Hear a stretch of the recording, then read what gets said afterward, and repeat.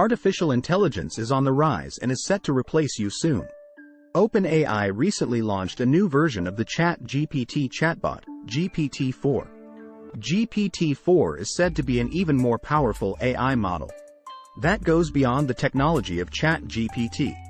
As per OpenAI CEO Sam Altman, GPT-4 is the most capable and most aligned with that of human values.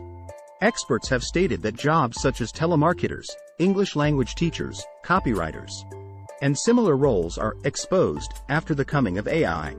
Over the years, many experts in the discourse have stated that AI and chatbot will not be able to replace human values when it comes to certain work. However, GPT-4 has something else to say. GPT-4 has emerged as the chatbot that not only answers, but also questions. GPT-4, the latest version of the artificial intelligence chatbot ChatGPT, was asked by AI influencer Rowan Chung about 20 jobs it can potentially replace.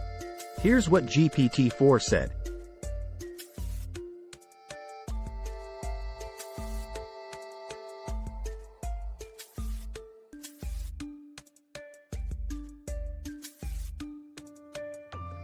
The AI also went ahead and stated the human values and traits it would replace when it comes to these jobs.